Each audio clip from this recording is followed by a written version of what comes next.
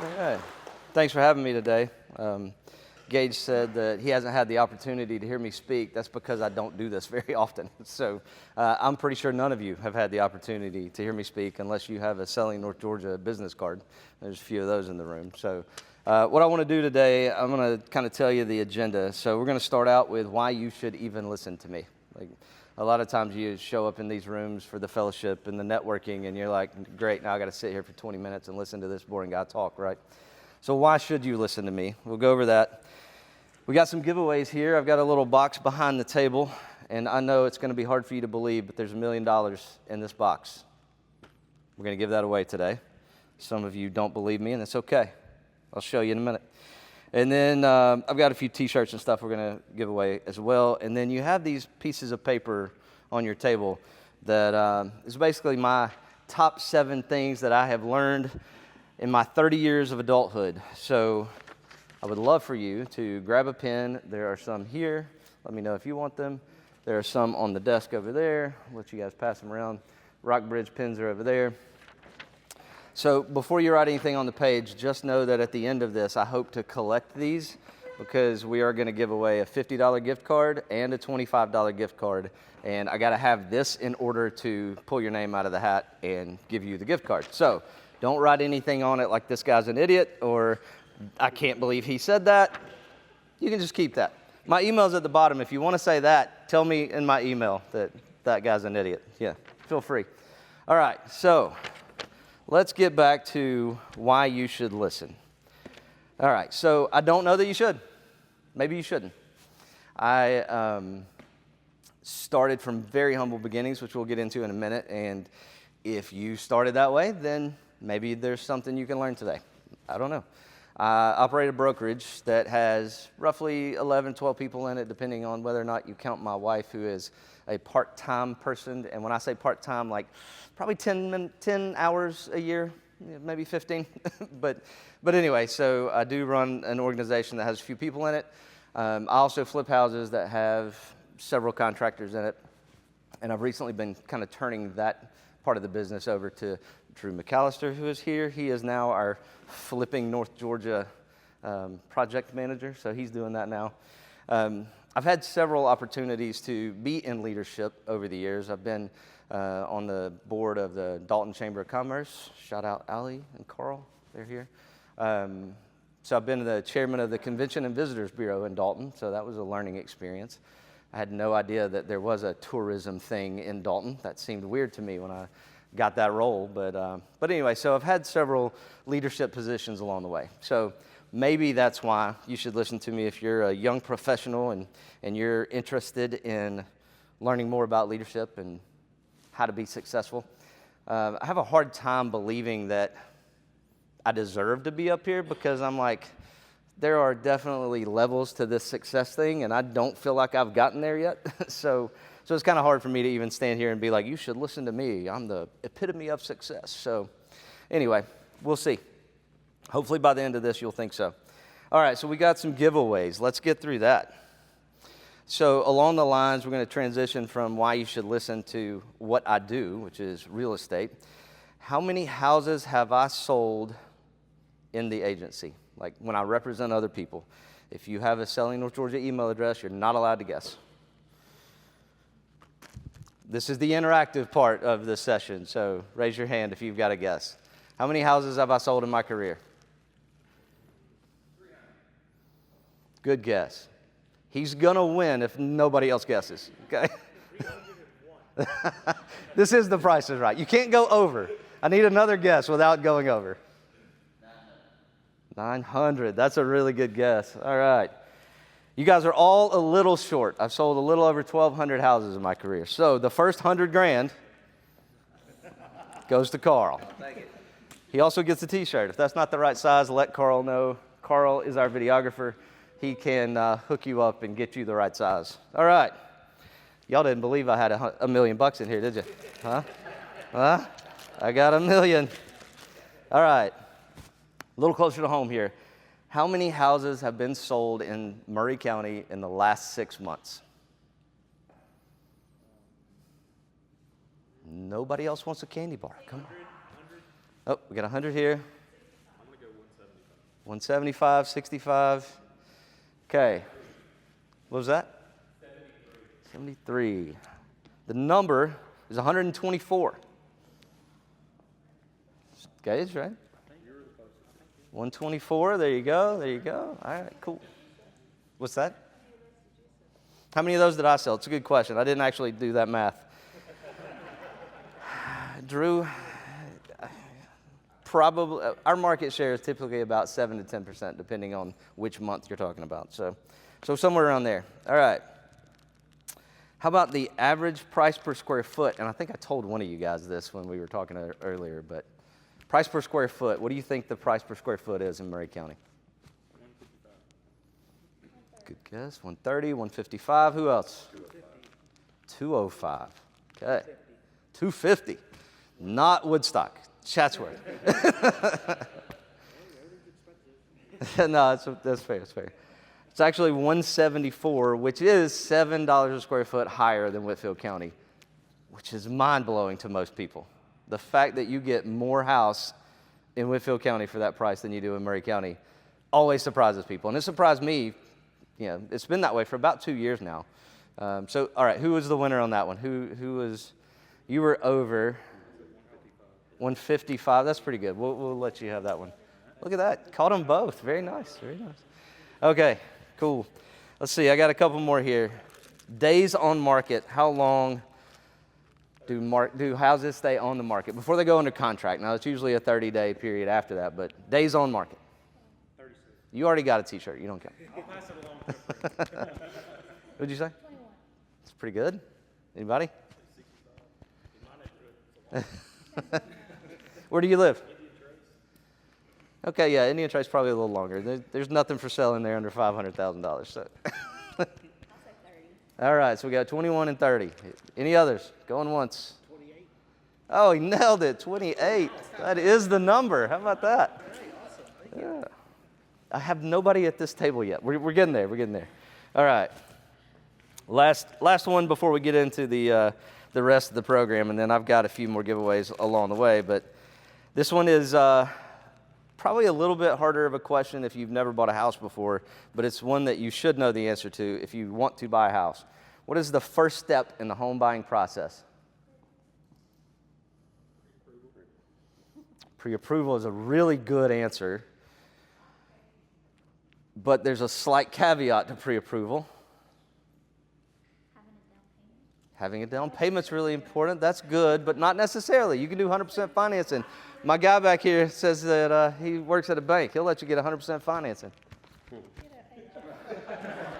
It's called USDA program. Anywhere in Murray County is eligible. We can talk about it later. Talk to an agent. I love the answer. As a real estate agent, you get a prize just because that's the agent. That's the question I wanted to get it on. The answer is actually not talk to an agent, which I'm sure you guys find funny since I'm a real estate agent. I'm actually not the first step. The first step is to find a good lender. Now, a pre-approval letter definitely is what you're after, but if you get a pre-approval letter from somebody online that got in business about 3 minutes ago, they'll issue you a pre-approval letter, and they may think that they can get you a loan. We see it way too many times that you actually cannot get a loan from somebody who just opened their mortgage brokerage 3 minutes ago. We recently had one where somebody applied, got a pre-approval letter. One little problem is they had to have $15,000 down. The mortgage lender didn't actually check to see if they had $15,000, and they did not actually have $15,000. They didn't have $2,000, and so that led to problems. Now, they could have gotten 100% financing, and they could have got the seller to pay some of the down payment or some of the closing cost money, but they still didn't even have enough money to pull off what they were trying to do. So it ended up not being a pre-approval. So you got to be careful. The first step is to find a good lender. To your point, a lot of good agents, no good lenders. Yes, that is the case. All right, so who said get pre-approval? That was you, but you already got a shirt, so you don't get one. You get one for participating, sir. $200 a foot. I wish we got that. All right, so now we're moving on to the page that you see in front of you. If you want a chance to win that $50 gift card, fill that thing out, put your name, address, phone number on it. And by address, I mean email, so that I can follow up with you later. And let's get into today's main topic. So I tried to think about what I would want to hear if I were in your shoes. I tried to think about, as a young professional, what would I have liked to have known at 24 or 28 that I now know today and didn't know then. So I decided to put together my top 7 things that I've learned as I have made it through adulthood and earned some of these gray whiskers in this beard.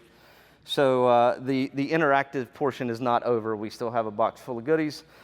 We're going to interact as I go through this thing. So let's fill out that first line. Your belief system matters, and it matters forever. So let me tell you what that means. So at the risk of not everybody having the same belief system I have, that's okay. No judgment here. I'm just telling you what worked for me, okay? So when I was 9 years old, I decided to give my life to Christ. That comes from a place of realizing I needed a Savior. And so I'm not going to get preachy on you. I'm just telling you this is how I live my life, and this is what made a difference to me. So when I was 6 months old, my dad got arrested for aggravated assault on a police officer. If you want to go to prison, that's a really good way to make sure you go. If you beat up a police officer with a sawed-off shotgun, you're probably going to go to prison. Now, the good news is he had a really good lawyer. He only spent 2 years in prison. So he got out when I was about 3.5 or so, and in the middle of that, my biological mom decided to leave me with the neighbors so that she could go to Texas with her boyfriend. So the good news of this story is I have great grandparents. They are awesome people, and so they actually raised me. They actually helped me get from that stage of, oh dear, he was left with the neighbors, to actually getting into church at Dalton Church of God back in the day, going to Pathway Christian School. My grandmother was the lunch lady, so like she prepared the food like you guys had today. So it was a really eye-opening experience when you look at the first 5 years of my life. Like, it was wild and crazy. Like, you think to get where I am today and think about what I do today and know that that was the start, whew, it's a long story and an incredible story. So one thing I want to pull up at this point, though, is to make you think about the fact that the people who write the history books are the victors. So this story I just gave you came from my grandparents. Well, they are the ones that got custody of me. They are the ones that told me what all happened. So my dad didn't get to tell his side of the story. He was framed. Bet you didn't see that coming, right? Those guys that go to prison, they never did it. You know, it's always somebody else, right? So the victors get to tell the story. And so keep that in mind when you hear stories like this. I'm sure my biological mom will tell you that she didn't leave me with the neighbors. She left me with someone else that was supposed to watch me and didn't, and whatever. At the end of the day, it doesn't really matter. I just wanted you to know that's where I came from. So I grew up in a little single-wide trailer on a rented lot that was sometimes in a trailer park, sometimes on some family land, sometimes it didn't have a home. So it's a tough start, but it's a great ending. So anyway, I tell you that to tell you, when I was 9 years old, I had seen enough to realize I needed a Savior. So luckily, my grandparents went to church, made me go to church every Sunday. They installed in me a belief system that has served me well even to this day. And so I have not always lived up to that belief system. If any of you knew me in college, you probably know. Drew got to hear some stories last week that didn't exactly coincide with me being the upstanding Christian young man that I should have been. So I'm not here to judge. I'm not here to say that you shouldn't drink on the weekends or that you drop a cuss word every now and then. I don't care about any of that. All I am saying is that I don't get here unless I adhered to a belief system that pointed me here. And so I am basically a product of what the Lord had for me. And so as I go through the rest of these, it will kind of give you a little more color and a little more information about that first point, because without that first point, I don't think any of this other thing happens, right? So the next thing, guts, pride, and discipline. So I had a high school basketball coach, Alan Long, who taught me about guts, pride, and discipline. So my parents, the mom that raised me, we're going to call her Mama Sharon, and Mike is my dad. So the parents that raised me got a divorce when I was a senior in high school. So I went from having to be home at 11 to never having to be home. Nobody even knew where I was. So I had full reign as a senior in high school to do whatever I wanted, which led me down some pretty terrible places, and I did not make good decisions. So my high school basketball coach realized that. My coach was like, oh dear, this kid is running off the rails. And so when I talked to Barry the last time, he said, don't just get up there and tell them all the things you did right. Tell them a few things that you did wrong and make sure they understand to stay out of that area. And so I will say, accountability is a really important thing. Like, you really need somebody to hold you accountable to whatever it is you want to do in life. Without that accountability, I was staying out till 2 and 3 in the morning on school nights because there was nobody watching. And so my high school basketball coach realized that, brought me in. It's like, hey, we're going to have to install some discipline in you. If you want to make the basketball team, I need you to be here at 6 a.m. I'm going to meet you in the gym. We're going to work out 6 a.m. Yeah, it was terrible. So then I would go have fun till 2 a.m. and try to work out at 6 a.m. How many of you guys work out? Okay, you guys are all. So can you imagine how hard it would be to work out at 6 a.m. if you were out till 2 a.m. doing things you shouldn't be doing? Yeah, really tough. So he told us in the very first speech he gave us, you got to have guts, pride, and discipline to be on this team. He also said, this actually applies in life too. And it was the first time I played 3 sports in high school. I played football, basketball, and soccer. That was the first time that any of those coaches actually said anything about what we're doing here is actually a similarity to life. You can apply these things you learn here in life. In the last 30 years, that's been kind of a more prevalent thing, but this was 1993, 94, 95, so it didn't really happen all that much. But anyway, he said, you got to have guts to do the thing. Whatever the thing is, you got to have the guts to go do it. Stand up here in front of 30 people and tell them your story. Got to have some guts to do it. The pride comes in when you got to do that thing well. And so for me, I try to literally do everything to the glory of God. That's how I reconcile the pride piece. I want to do the best job I can do because I'm trying to do it because I love him and I represent him. So that's for me. Now, your belief system may be different. That's cool. Whatever. You got to have some reason to do it well. That's the pride. So guts, pride, and the last word is discipline. You got to do the right thing. You got to have guts to do the right thing. You got to have the pride to do the right thing well. And then you have to have the discipline to do it even when you don't want to do it. Those of you that raised your hand a minute ago about working out, is there ever a day you just don't want to go do it?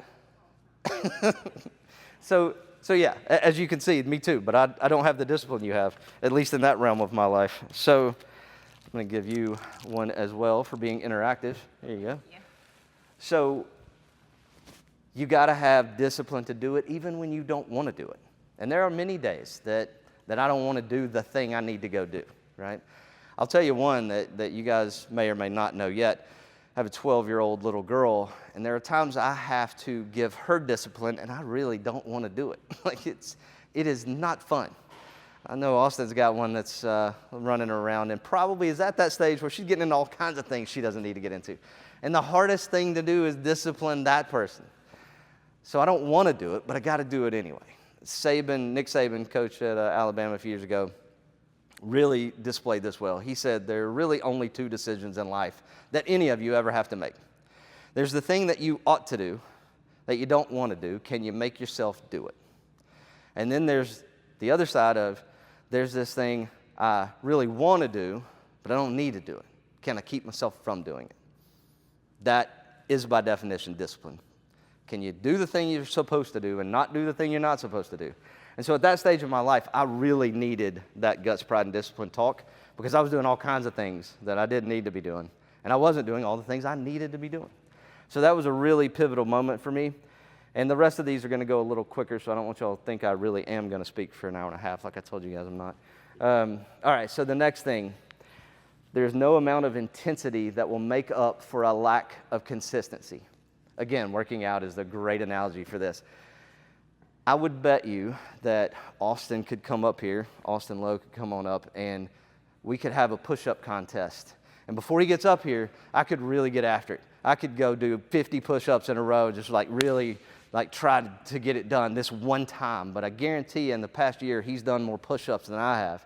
And so his consistency of going to the gym every day and doing push-ups and bench press, his consistency over a year, it doesn't matter how intense I was about it earlier today or yesterday. If I didn't do it consistently over the last year, not going to matter. He's going to win.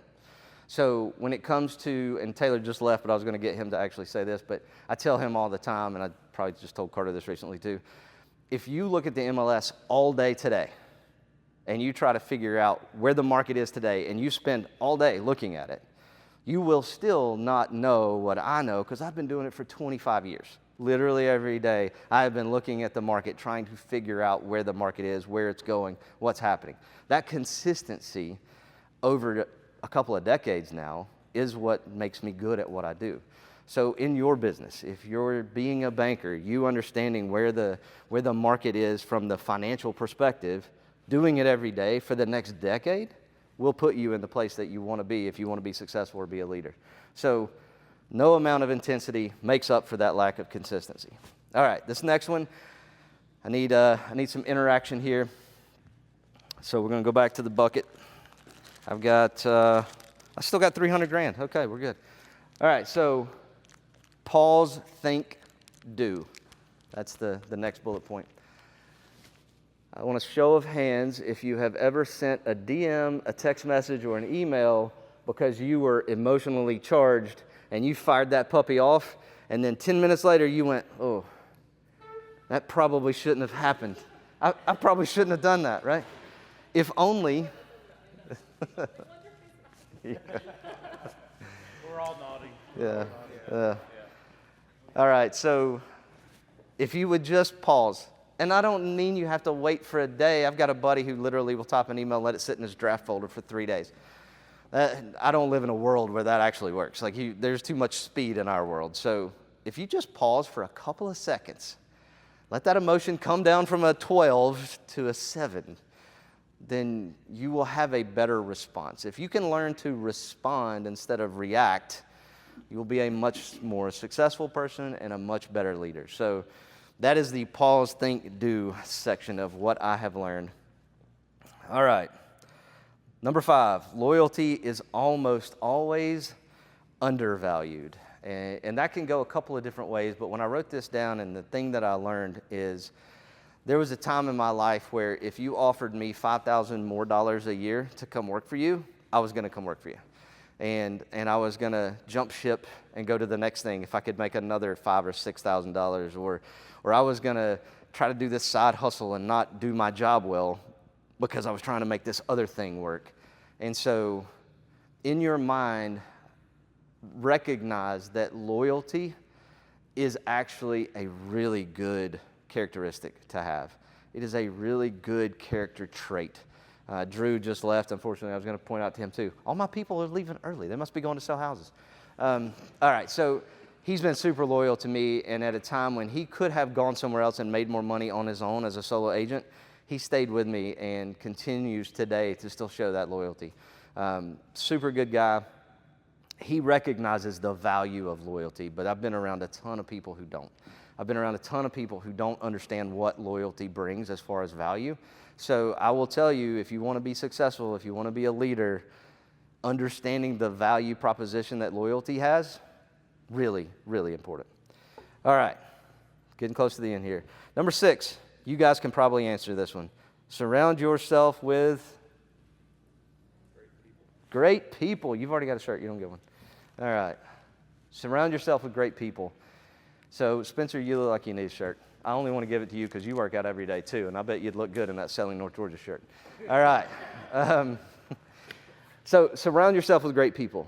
That one, probably not that hard to think about. You guys probably want to be around great people, right? You want to be around great people? Yeah, everybody does. The second part of this statement is the hardest part, and it's not easy, and it's painful every time, and gosh, I even hate to say it, but you also have to eliminate all the other people. If you want to be successful, if you want to be a good leader, you can't hang out with people who aren't going the direction that you're going. If you are trying to be a successful leader in the Chatsworth community and the person you're hanging out with smokes weed every morning, I don't know that that's going to help you get to the place you're trying to get to. If the person you're hanging out with on the weekends gets drunk at the country club and gets in a fight and gets his name in the paper, that's probably not the person you want to hang out with if you're trying to be a community leader, right? Now, if your ambition is to go play video games and like have a 9-to-5 job where you can clock out at 5 and not have to think about the world the rest of the night and you get to go play video games, that's cool. But I'm not saying that one or the other is bad or good. What I am saying is they're inconsistent. And that's what I want you to know. If you want to be a successful leader in this community, be consistent. Eliminate the people who aren't who you want to be. If you want to be this certain person, don't spend time with somebody who's not going to help you be that person. All right, so then number 7, this one goes in hand with number 6 and really number 5 too. When you get where you're going, take the time to look back and thank them. So once you put all these great people around you and they help you get where you're going, thank them. Take the time to go spend time with them, have lunch with them, buy their lunch, and tell them thank you for creating such an awesome space for you to grow. There are all kinds of people in my life that we didn't even really get into most of them, but Coach Long is one of those people that I really should go spend some more time with and tell him thank you. And I've told him thank you over the years, and I've given him plenty of shout-outs on our socials and stuff, and we still communicate via DM from time to time. But I really should drive down to Louisville and actually go see him and buy him lunch and tell him what he did for me. Because without that Guts, Pride, and Discipline speech, I probably wouldn't be here. And there are literally dozens of those people in my life. So I need to do a better job of thanking them. I would tell you do the same. You didn't get where you're going by yourself, right? All right, then the bonus one.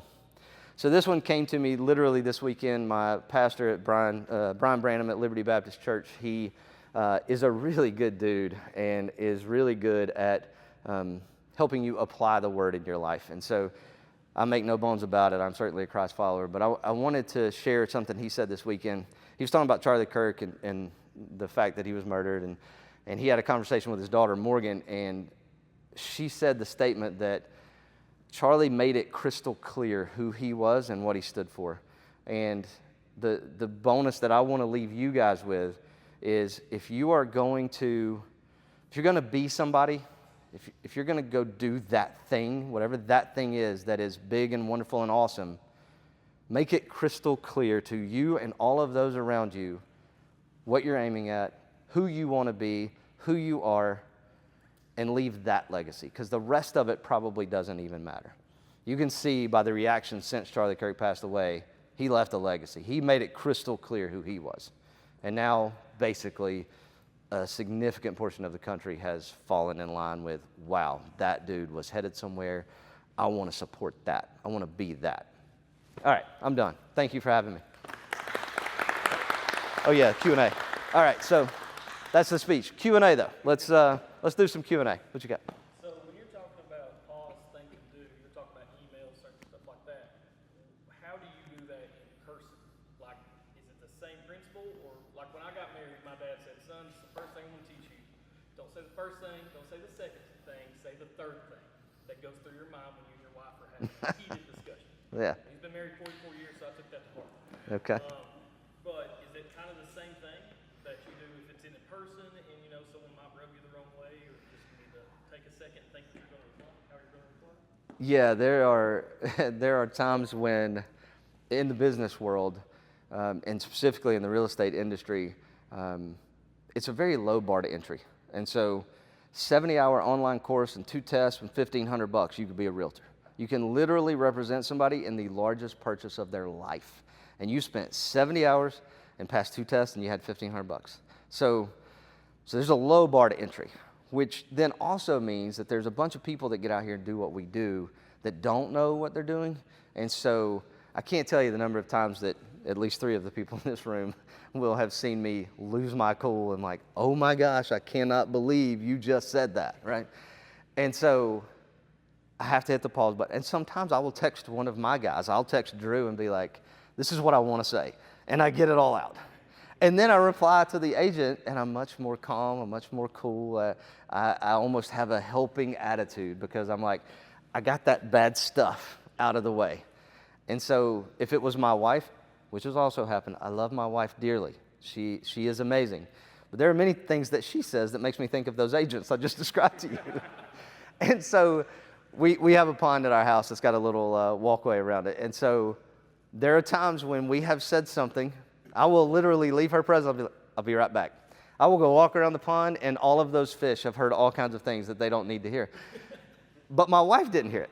So I come back, and then it's much better. I won't say it's all good because, sometimes it still gets squirrely. But if you just take whatever time you have, it can be 2 seconds. It literally can be 2 seconds. I can guarantee you your response 2 seconds later is better than the immediate response. I have lost job opportunities when I was 25 years old because I didn't have that filter. I didn't have the pause button. And so I wish I could tell you that it's easy at 25. It's still hard at 48, but it is much better now. Like, you do have the ability, the older you get, to have that space. And so if you can figure it out at 25, better, like good, you need to. I wish somebody had told me that idea at 23 years old. So yeah, that's the best I can give about that. Yeah, what you got? Okay, so the loyalty question. By the way, I can't hear very well at all, so you got to yell at I me. have a two-parter. Okay, The yeah. loyalty question. Yes. I'm a lion, so in my description of what kind of person I am, right? I am loyal. Yeah. But the numbers are stating that loyalty isn't paying off in the workplace. Do you feel as a younger leader, you are a younger leader? Oh, thank you. I appreciate that. On the list of leaders. You did see you saw the gray, right? Okay. By implementing this into a newer age of leadership, that it can get back to being something that matters, because the numbers are stating that loyalty isn't matching. And that's one thing, like, I battle with. I'm like, I'm loyal, like, I'm gonna do what I gotta do, but then you see that it's not being reciprocated, or it's not even being seen.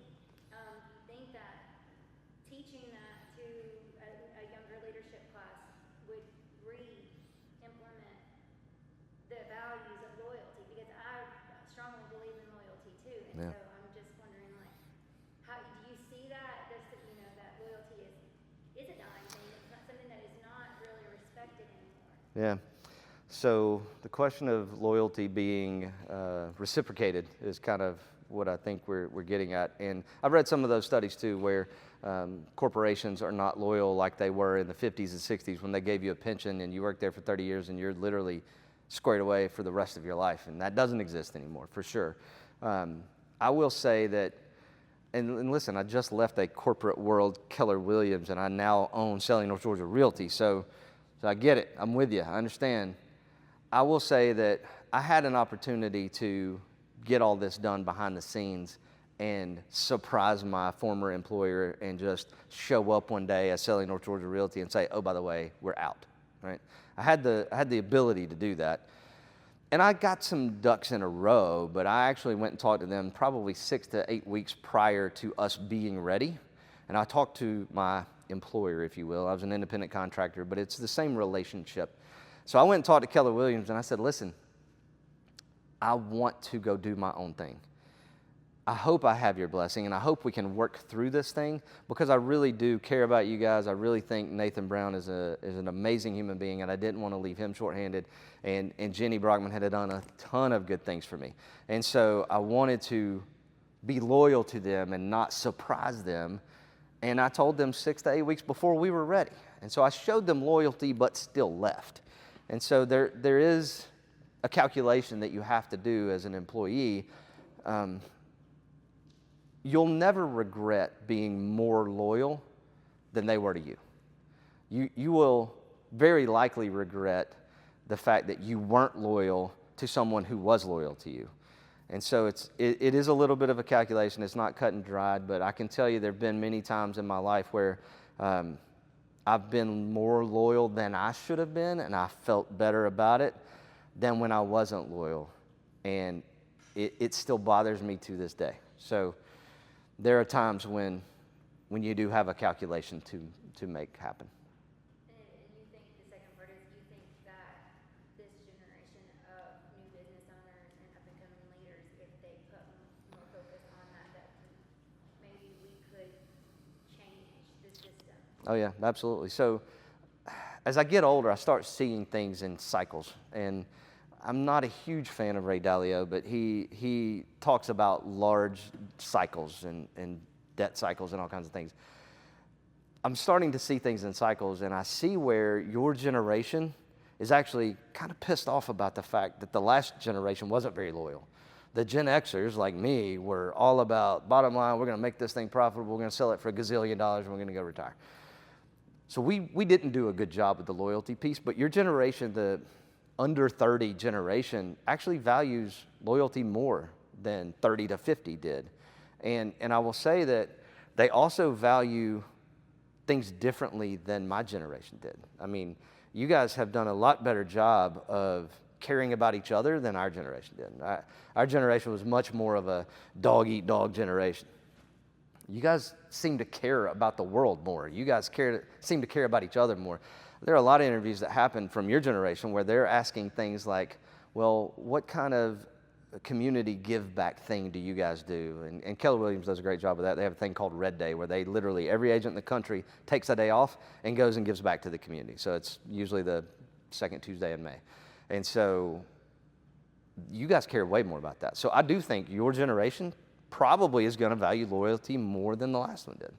But I can tell you this, just from a personal level, me being loyal to Christ for me has always turned out well. Me being loyal to some of the guys that are in this room always fulfills me more than that extra $3,000 or $5,000 or whatever. That loyalty is more fulfilling to me, even if it's not reciprocated. So collectively, you guys can choose that. Yeah. What else you got? Anybody else? All right. 12:54, we got 5 more minutes. You guys want to turn in the documents and go ahead and see who gets the $25? All right.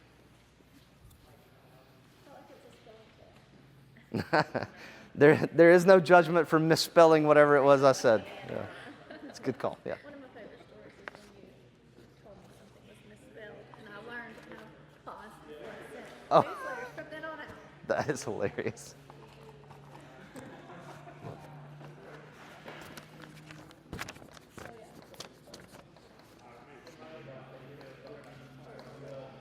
All right, we got them all in? All right, Carl, come do the honors. You got to pick one out of the middle. Actually, not out of the middle. You got to pick one. I don't want to influence you. There you go. All right, here we go. Hannah Patterson.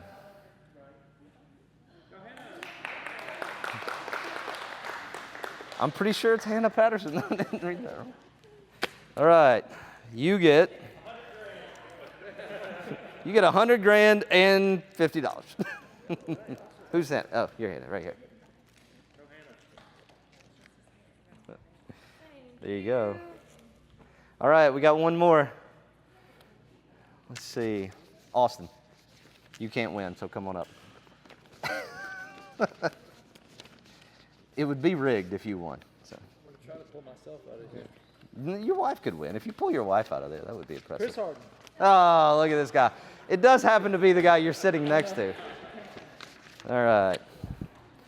All right, Chris, I'm all out of money, but I do have a gift card somewhere in here. There we go. $25 on Amazon. Appreciate you. All right. Thank you, guys. I appreciate it.